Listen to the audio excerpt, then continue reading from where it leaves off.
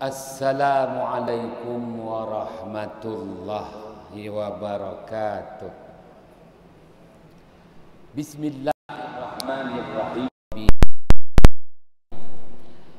Ala umurid dunya waddin. Alhamdulillah. Wassalamun ala ibadihi allazina astafa. Amma ba'd. Sidang ahli jamaah yang dirahmati Allah, kita panjatkan kesyukuran kehadrat Allah Subhanahu wa ta'ala. Dapat diteruskan lagi pembacaan kitab Syarah Al-Hikam karangan Asy-Syaikh Al-Imam Ibnu Atha'illah Askandari, wafat pada tahun 709 Hijrah. Ini berarti kita membaca kitab yang telah berusia 700 tahun. Asy-Syaikh Al-Imam Ibnu Atha'illah Askandari tokoh ulama yang melahirkan dua tokoh ulama tersohor dalam bidang ilmu al-hadis, Asy-Syaikh Al-Imam Taqiyuddin, dan seorang lagi tokoh ulama dalam bidang ilmu fiqh, Asy-Syaikh Al-Imam Tajuddin.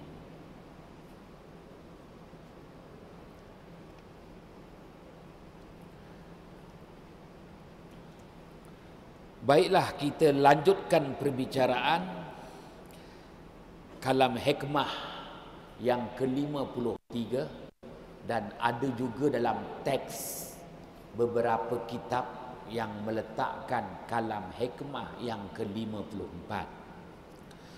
Bismillahirrahmanirrahim. Qala musannifu rahimahullahu ta'ala wa nafa'ana bihi wa bi'ulumihi fid daraini amin.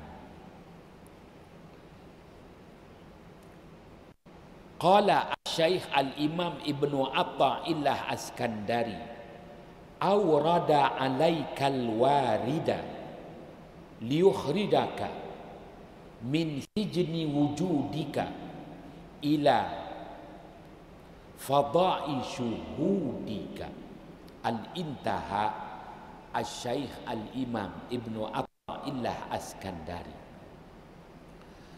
Kalam hikmah yang selanjutnya, Asy-Syaikh Al-Imam Ibnu Atha'illah Askandari menyatakan Allah Subhanahu wa ta'ala mendatangkan ke atas diri dikau, Allah datangkan ke atas dirimu itu anugerah-anugerah Allah yang istimewa.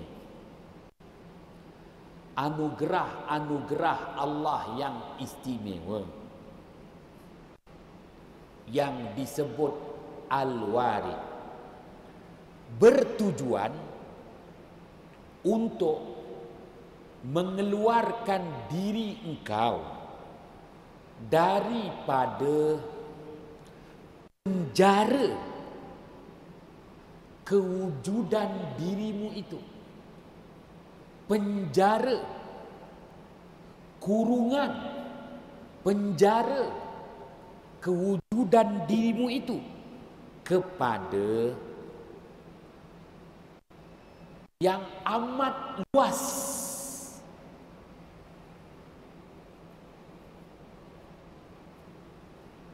penyaksianmu, tumpuanmu dalam mencari keredaan Allah Subhanahu wa ta'ala.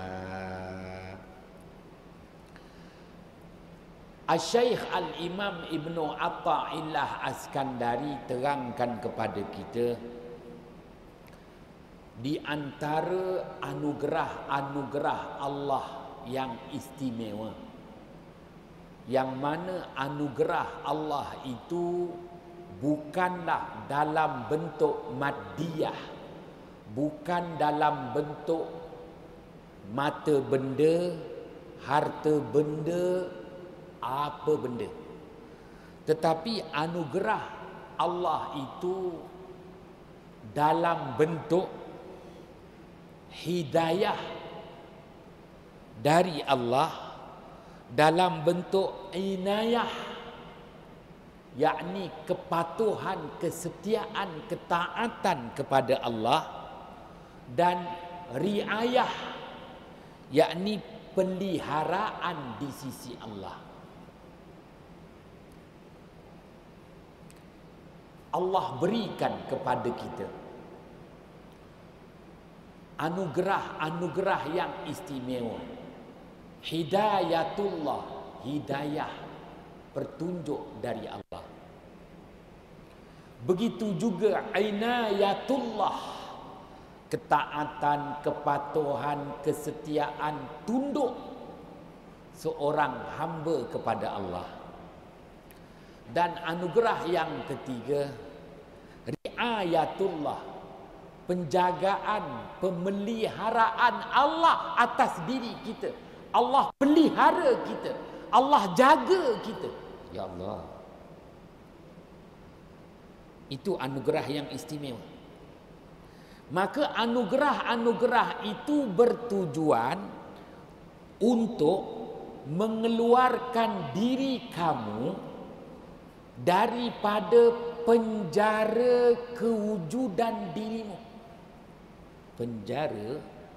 Penjara kewujudan dirimu kepada kelapangan dan keluasan untuk kamu mendapat redha Allah Subhanahu wa taala. Baik, apa yang dimaksudkan oleh Asy-Syaikh Al-Imam Ibnu Athaillah As-Sakandari, wafat pada tahun 709 Hijrah, berhubung tentang penjara kewujudan dirimu? Wow. Dengan kewujudan kita di dunia ini, kelahiran kita, pembesaran kita, kedewasaan kita, sampailah ketuaan diri kita, sebenarnya kita dalam penjara. Kedewasaan diri kita, kita dalam penjara kedewasaan diri. Keremajaan kita, kita dipenjara dengan nilai remaja diri kita. Kedewasaan kita, dewasa diri kita tu memenjarakan diri kita. Ketuaan kita, dah tua pun kita dipenjarakan lagi. Apa makna penjara? Penjara tu maknanya bebanan. Apabila kita dewasa, kita dipenjara. Dipenjara oleh siapa? Harta benda memenjarakan diri kita. Makin dewasa, pangkat memenjarakan diri kita. Dah tua, kedudukan title jenama memenjarakan diri kita. Kita dipenjara oleh harta kita sendiri. Harta benda, mata benda memenjarakan diri kita. Pangkat memenjarakan diri kita. Kita terikat dengan pangkat, kita terikat dengan harta. Maka kalau dah terikat, digari. Kita digari oleh harta kita, kita digari oleh pangkat kita, kita digari oleh kedudukan kita.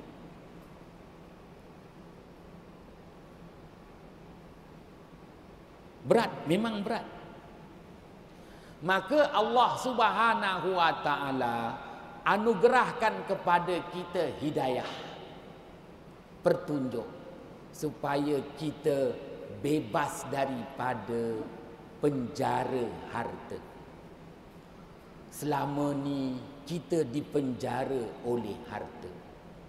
Kita terpaksa memenuhi kehendak harta. Kita terpaksa memenuhi kriteria harta. Kita terpaksa penuhi tuntutan harta. Maka oleh kerana kita terikat dengan harta, kita digari oleh harta, kita dipenjara oleh harta. Wah, itulah halangan diri kita sebenarnya untuk mendekatkan diri kepada Allah Subhanahu wa taala. Sidang ahli jamaah yang dirahmati Allah. Maka Allah Ta'ala beri kita hidayah, petunjuk, supaya kita sedar, insaf. Lalu kita meloloskan diri kita daripada penjara harta. Kita bebas daripada penjara harta. Harta dimanfaatkan untuk agama Allah. Harta bukan disalahgunakan. Harta bukan untuk semata-mata mendapat kelazatan dan keseronokan dan hiburan di muka bumi. Tetapi harta dimanfaatkan, dibelanjakan, bebaskan diri dari harta. Tuan-tuan yang dirahmati Allah, begitu juga apabila Allah beri kepada kita inayatullah, kepatuhan, kesetiaan, ketaatan kepada Allah. Itu inayatullah. Ain, nun, ya alif, ta marbutah. Inayatullah, kepatuhan, kesetiaan, ketaatan kepada Allah. Maka Allah beri kepada kita inayah, kepatuhan, kesetiaan kita dalam melaksanakan titah perintah Allah, agar kita dapat bebaskan diri kita daripada penjara pangkat. Apabila ada pangkat, pangkat telah mengikat diri kita. Pangkat telah menggari dua tangan kita. Pangkat telah memenjara diri kita. Wah. Maka Allah beri kita inayah, iaitu taufik. Inayah, taufik, kekuatan, ketaatan, kesetiaan, kepatuhan kepada Allah. Oleh itu kita meloloskan diri kita daripada penjara pangkat. Tuan-tuan yang dirahmati Allah. Ya, kalau kita ada pangkat pun, pangkat dimanfaatkan. Bukan sebagai manifesto, pangkat dimanfaatkan. Ya, umat didahulukan, bukan perut diutamakan. Tak faham tak apa? Boleh?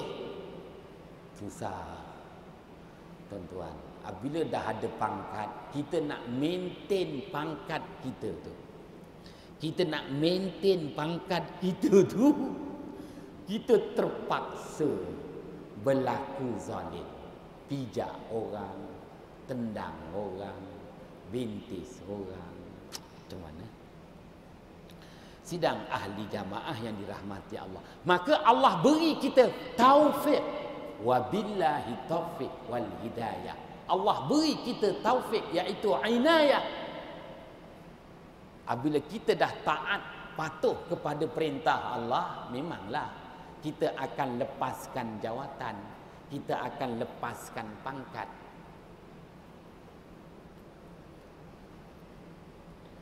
Dua perkara yang berlawanan. Tuan-tuan yang dirahmati Allah.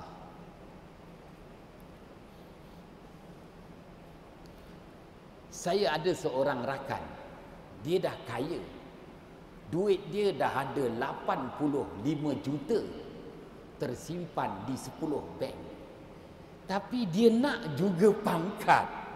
Saya kata tak payahlah. Tok, engkau dah ada harta. Yang kau nak pangkat lagi kenapa? Dia kata, untuk menjaga harta mesti ada pangkat. Dengan adanya pangkat boleh menjaga, memelihara harta. Kalau tak ada pangkat, harta diambil orang, harta dicukaikan orang.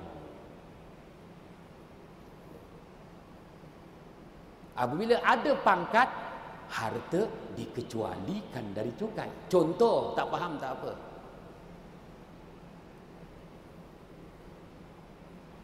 Oh begitu, saya kata. Inilah dia. Kenapa Allah Subhanahu Wa Taala beri kita 3 anugerah. Hidayatullah, petunjuk dari Allah. Inayatullah, taufik, kekuatan, kepatuhan, kesetiaan, ketaatan kepada Allah. Dan yang ketiga, riayatullah, penjagaan dan pemeliharaan di sisi Allah.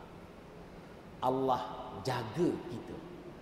Allah Subhanahu Wa Taala pelihara kita. Tuan-tuan, apabila kita mendapat penjagaan dari Allah, istimewa tu. Kita tak payah lantik PA. Haji Jamrudin kan dulu jadi PA Menteri Besar. Tak payah lantik PA. Tak payah ada safeguard. Allah pelihara kita. Ya Allah. Riayatullah, mendapat peliharaan, penjagaan di sisi Allah. Tapi kena bebas daripada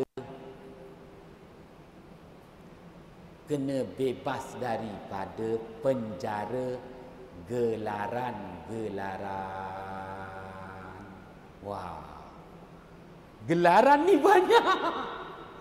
Kadang-kadang kan orang tu belum mati lagi, gelarannya diambil semula, sedih. Tapi tak apa. Yang mengambil gelaran manusia. Yang kita nak gelaran yang Allah beri. Riayatullah, peliharaan, penjagaan di sisi Allah. Oh, berat. Tuan-tuan yang dirahmati Allah.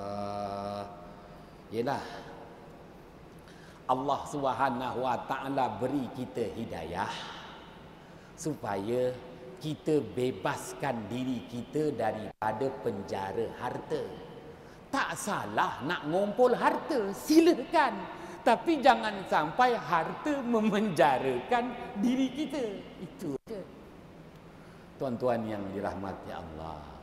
Allah beri kita inayatullah, taufik, supaya kita bebas daripada penjara pangkat. Tak salah nak mengejar pangkat. Tapi yang penting kita kena bebaskan diri daripada dipenjara oleh pangkat. Ya, Allah beri kita riayah, peliharaan, penjagaannya supaya kita bebaskan diri kita daripada penjara gelaran. Tak salah nak dapat gelaran, nak ambil gelaran daripada Datuk Seri, Tan Sri, Tun, silakan, tak ada masalah. Tapi jangan sampai gelaran itu memenjarakan diri kita. Sidang ahli jamaah yang dirahmati Allah, maka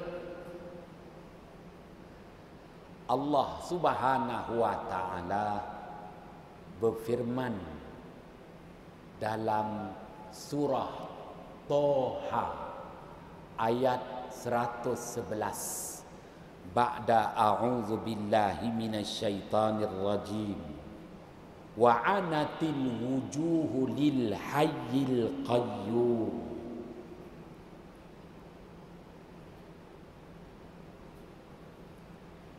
wa anatil wujuhu lil hayyil qayyum.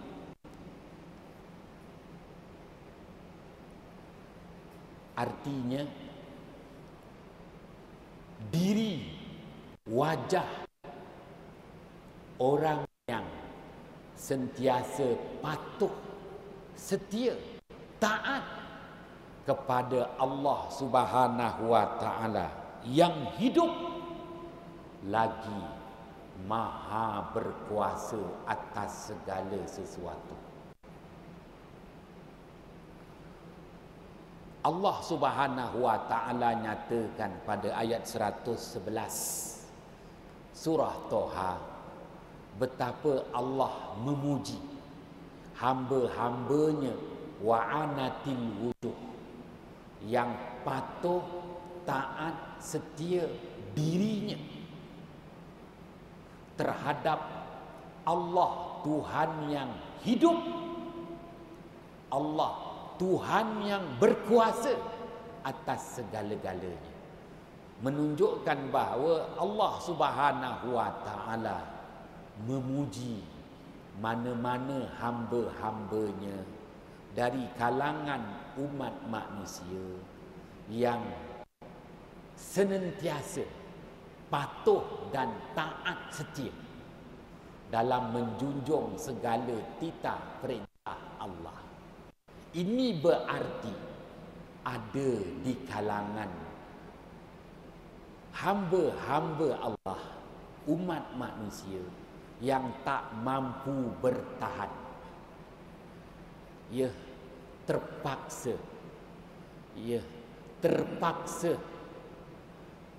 meninggalkan ketaatan kepada Allah, terpaksa meninggalkan kesetiaan kepada Allah, terpaksa meninggalkan kepatuhannya kepada Allah.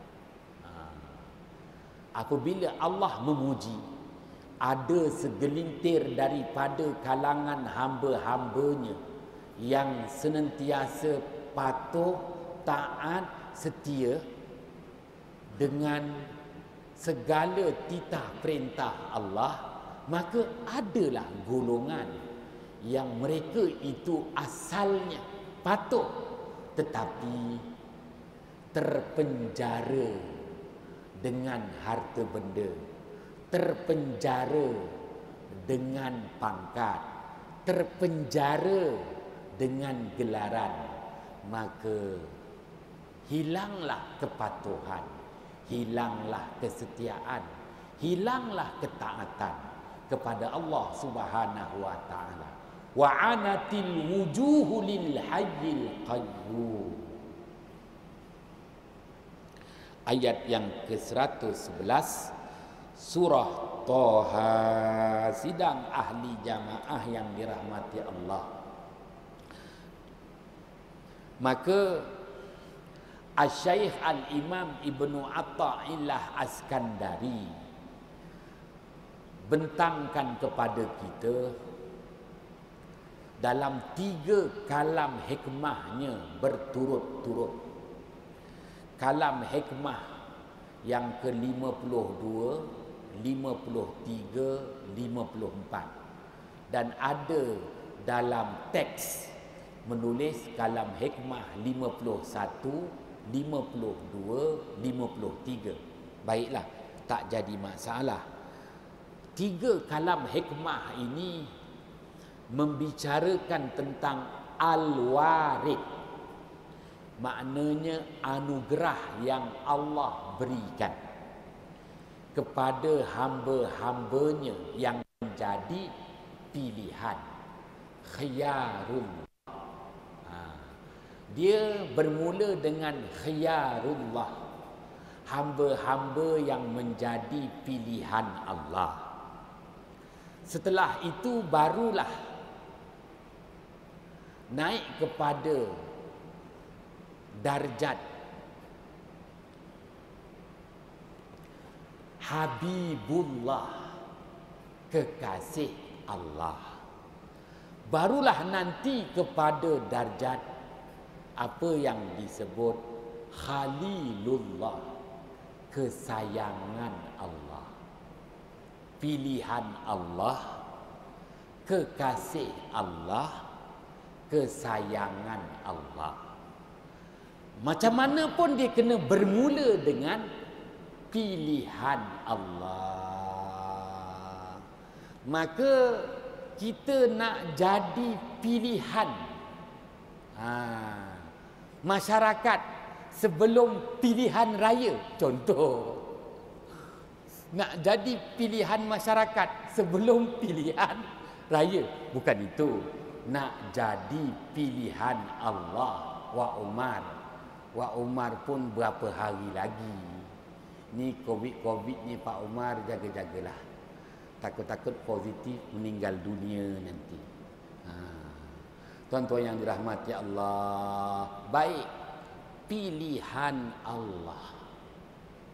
Bagaimana nak jadi pilihan Allah? Kena melakukan amal ibadah.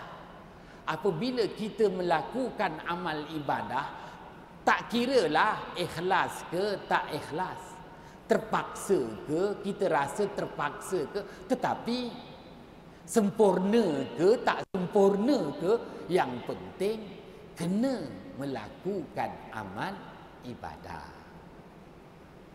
Dengan kita melakukan amal ibadah, kerana ibadah itu sebagai penghubung diri kita dengan Allah.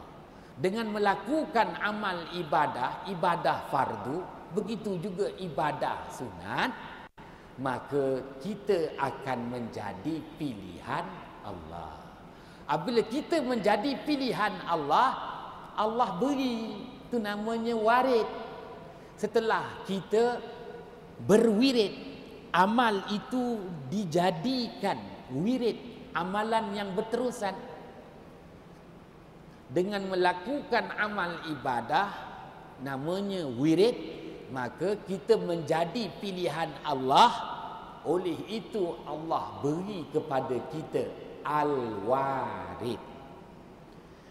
Al-warid yang mendatangi kepada sesiapa pun daripada kalangan orang-orang yang beriman yang melakukan amal ibadah. Warid tu yang mendatangi. Apabila Allah datangi warid, iaitu anugerah yang diberi pada kita, ada tahapnya. Tahap yang pertama maka disebut sebagai al-waridul intibah. Waridul intibah, anugerah yang mendatangi diri seseorang hamba Allah yang menjadi pilihan Allah untuk menyedarkan dirinya, al-intibah, menyedarkan dirinya, maka disebut hidayah. Jadi hidayah ni untuk menyedarkan diri, menginsafkan diri, balik ke pangkal jalan, maka disebut waridul intibah. Baik, masih lagi dalam pilihan Allah, kita mendapat hidayah, kita sedar, kita insaf, kita sedar, kita insaf. Tuan-tuan yang dirahmati Allah, dan ibadah itu dilaksanakan berterusan, maka Allah berikan lagi anugerah yang lebih baik lagi daripada waridul intibah kepada waridul iqbal. Waridul iqbal. Anugerah Allah yang mendatangi diri hamba-hambanya, yang menjadi pilihan Allah, bertujuan untuk meletakkan hambanya itu sebagai seorang hamba Allah yang benar-benar patuh kepada Allah, taat, setia kepada Allah Subhanahu wa ta'ala. Itu dia waridul iqbal. Jadi waridul intibah mendapat hidayah, waridul iqbal mendapat inayah. Waridul iqbal mendapat inayah. Bermula dengan waridul intibah, mendapat hidayatullah, hidayah dari Allah. Naik taraf. Waridul iqbal, mendapat inayatullah, taufik, patuh, taat, setia kepada Allah Subhanahu wa ta'ala. Kemudian naik taraf lagi, Allah datangkan yang mendatangi diri hamba yang menjadi pilihan Allah itu, yaitu disebut waridul wisal. Waridul wisal. Allah datangkan anugerah Allah kepada hamba-hamba Allah yang menjadi pilihan Allah itu agar sentiasa terjalin hubungannya dengan Allah, dalam penjagaan Allah, dalam peliharaan Allah, maka disebut riayatullah. Dan orang Melayu lebih suka sebut waliullah. Dia dah jadi waliullah. Maknanya Allah pelihara dia, Allah jaga dia. Tuan-tuan yang dirahmati Allah,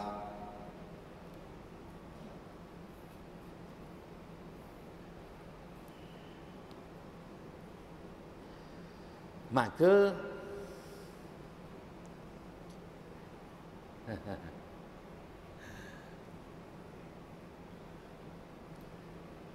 nak cukupkan masa, kenalah cerita. Adalah insan-insan yang berjumpa dengan saya, yang beritahu dengan saya, ini ada projek Ustaz. Yelah, projek. Projek ni kalau berjaya ni juta Ustaz. Memanglah juta. InsyaAllah Ustaz. Yelah, aku cakap kalau ada, kalau tak ada tak apalah. Jadi kadang-kadang dia kata janganlah gitu Ustaz, juta ni, juta. Ya, tuan-tuan yang dirahmati Allah, alhamdulillah, buatlah yang terbaik. Tapi nampaknya tak berjaya, tak menjadi.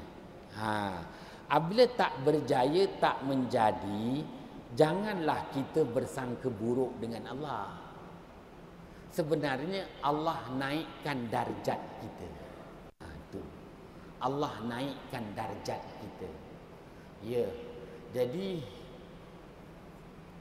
Allah naikkan darjat daripada hidayatullah, mendapat hidayah di sisi Allah. Kita dah dapat inayatullah, ketaatan, kepatuhan, kesetiaan kepada Allah. Maka dengan sebab itulah kita dibebaskan daripada penjara projek. Kalau dapat projek tu, kita terpenjara. Tuan-tuan tengok macam Wak Umar. Dia cleaner je. Tapi cleaner itulah nanti yang insya-Allah naikkan darjat dia. Naikkan darjat dia. Seorang tokoh di Batu Pahat, siapa sangka dia kerja buruh JKR aja. Datuk Zalil Barun cari dia sebagai tokoh ahli sufi yang syekh-syekh daripada Hadral Maut Yaman, cari dia di Batu Pahat. Cari-cari meninggal dunia, dah dikebumikan. Tapi syekh-syekh satu dunia cari dia, datang ke Batu Pahat. Saya kenal dia tu sebenarnya buruh aja, jaga dekat JKR, jangan kerja rajin Najlias contoh. Tapi orang hairan, kenapa seorang buruh begitu tinggi darjatnya? Kenapa tak mufti? Astagfirullahalazim. Kerana dia tak dipenjarakan oleh pangkat itulah yang dia dapat darjat tu. Tuan-tuan yang dirahmati Allah, siapa sangka rumah kecil aja dekat Batu Pahat tu, satu dunia kenal dia. Satu dunia kenal dia. Kenapa satu dunia kenal dia? Dia dah sampai tahap riayatullah, waliullah, mendapat penjagaan peliharaan Allah. Kenal semua dia. Jadi macam aku lah, kalau aku tak jadi mufti pun aku tak boleh kecewa lah. Mungkin jalan nak pergi, ya Allah, mudah-mudahan ya. Kena faham yang itu.